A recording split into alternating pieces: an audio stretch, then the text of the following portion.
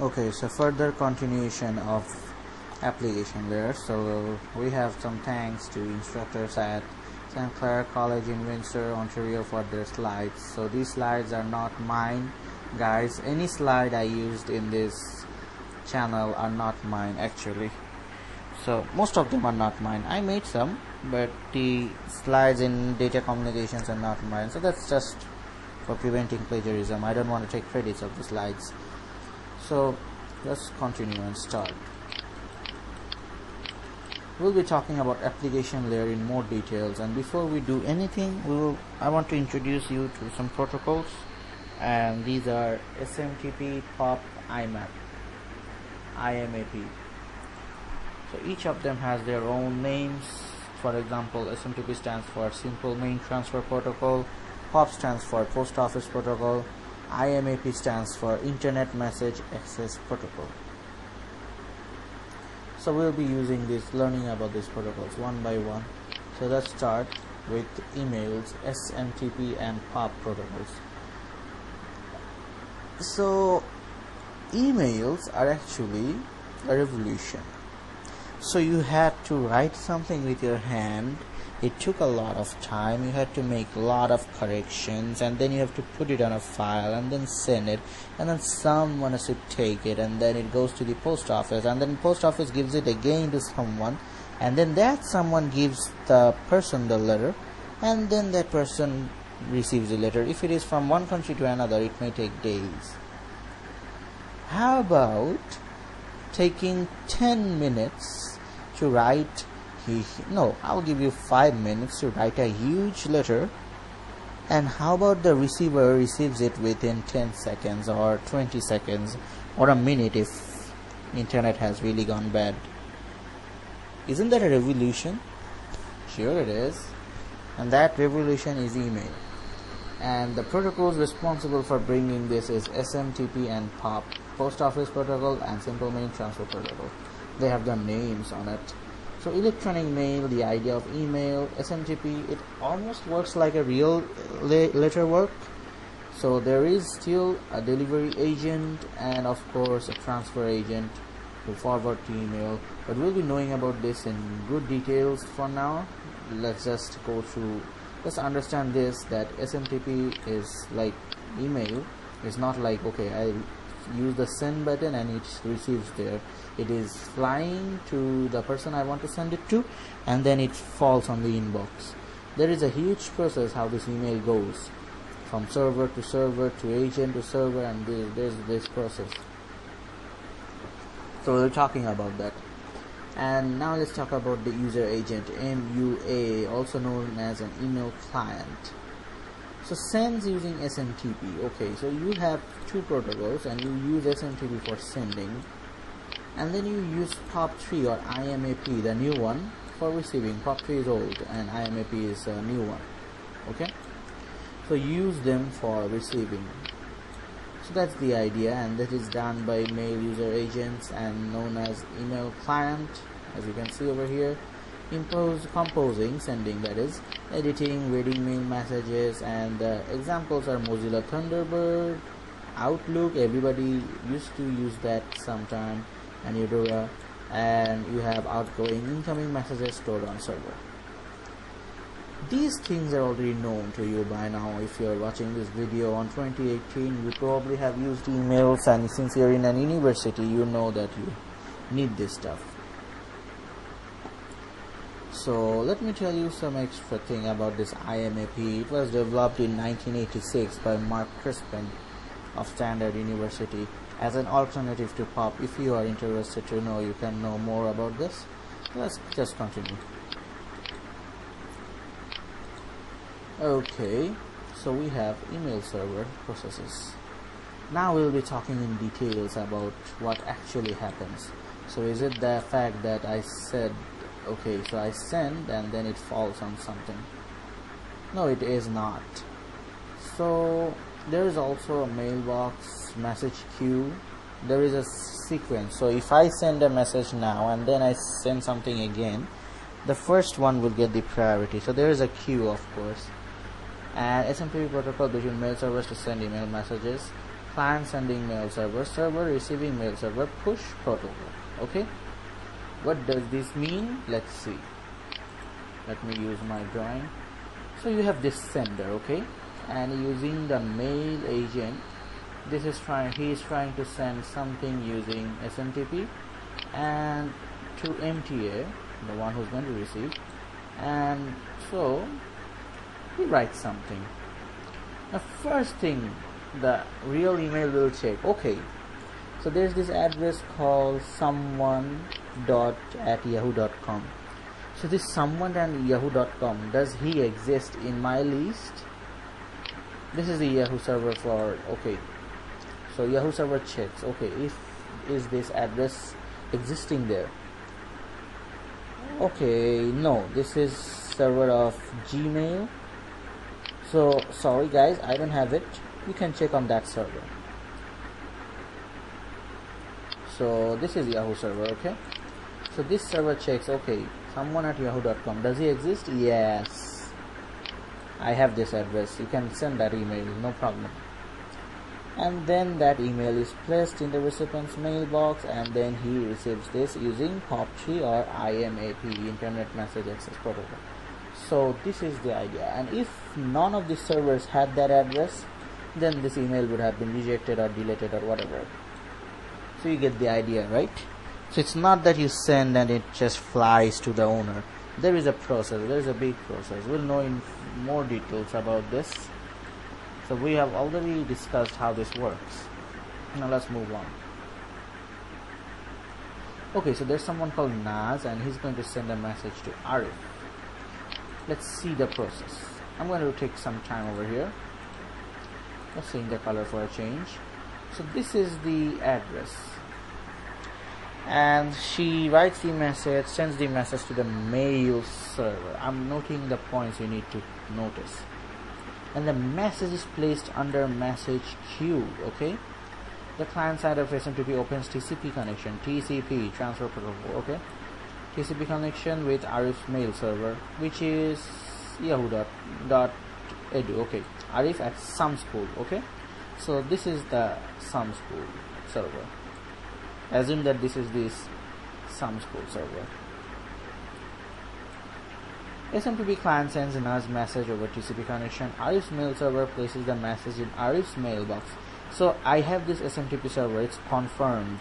Now how do I download this email? That's the work of POP or IMAP.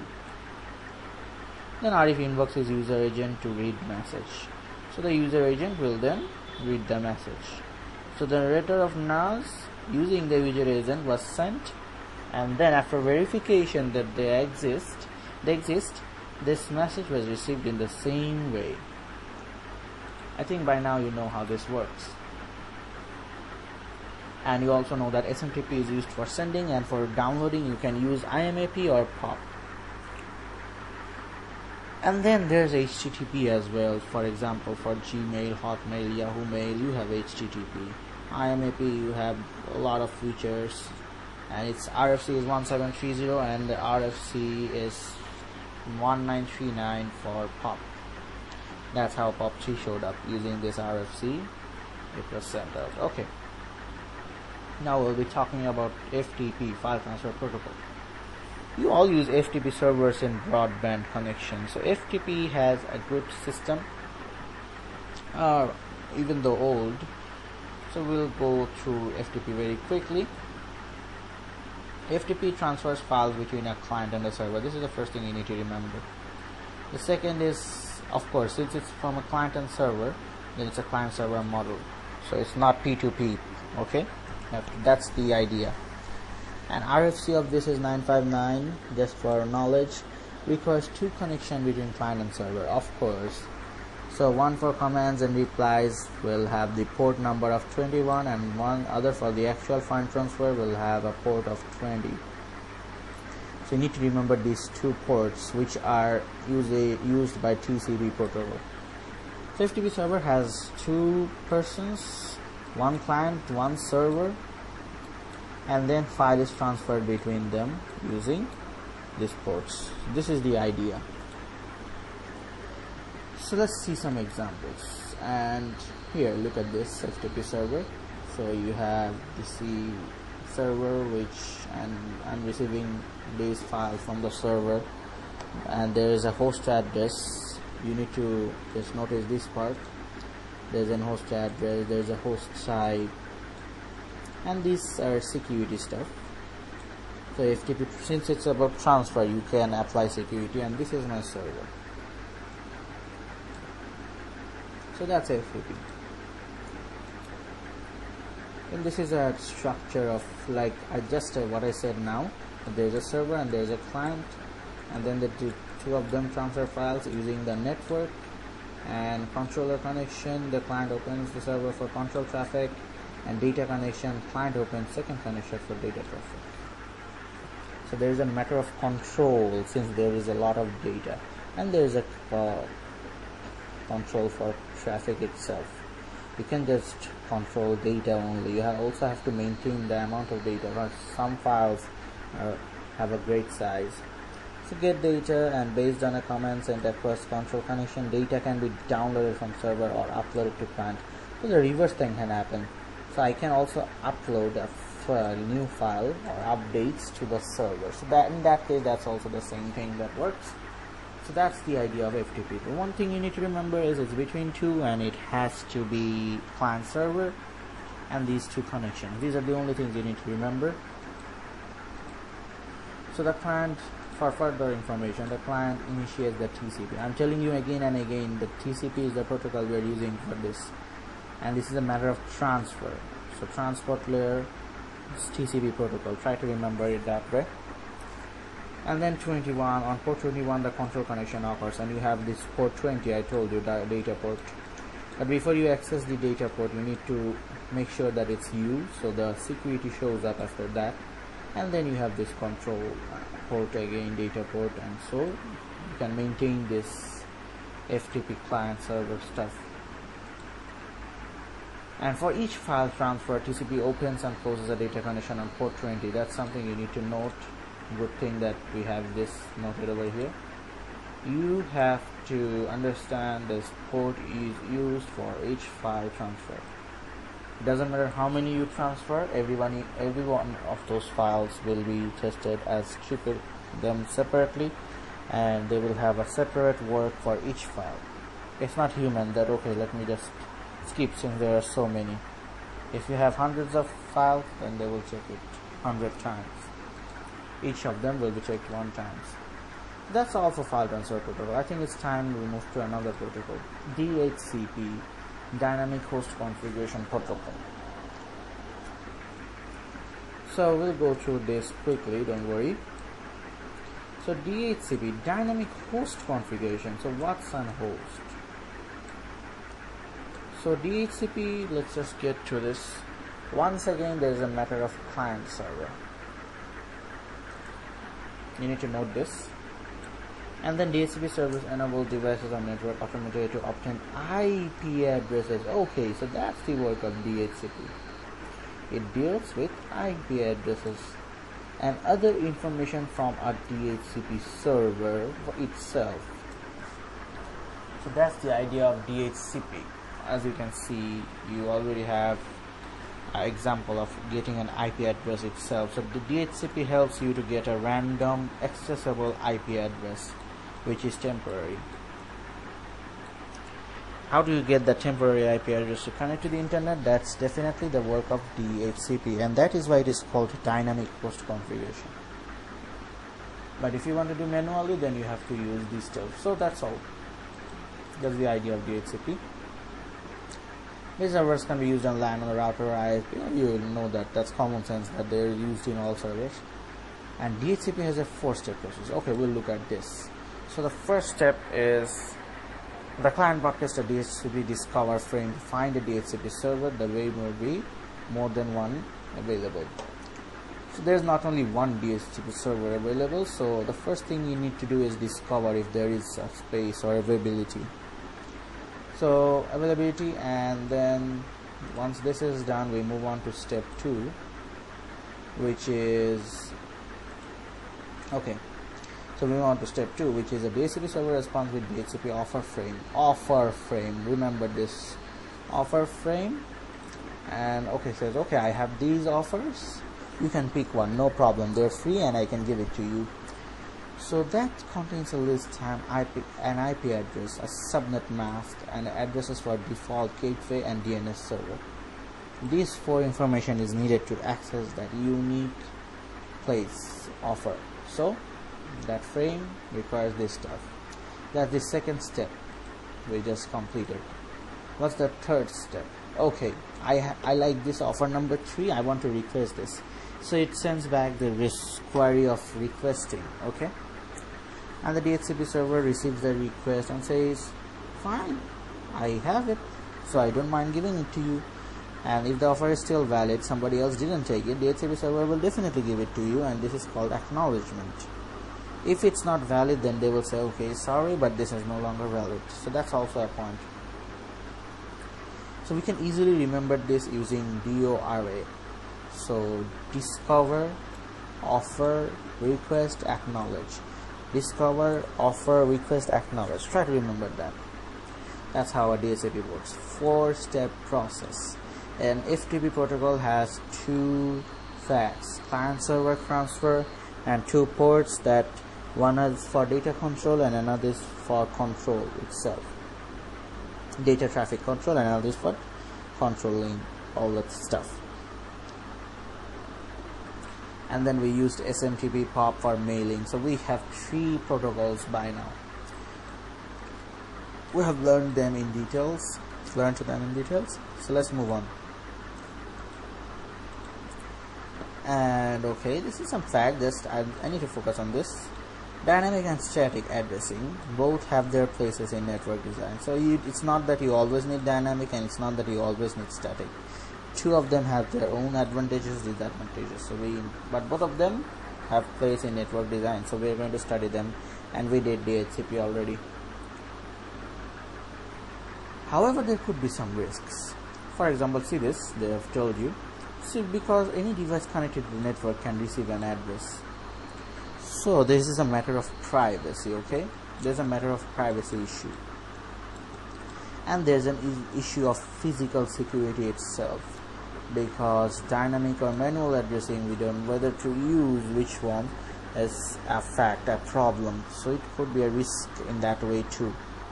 That's why DHCP, and nothing comes with perfection. There are problems, there are disadvantages, advantages in each protocol. So DHCP also is no exception to that.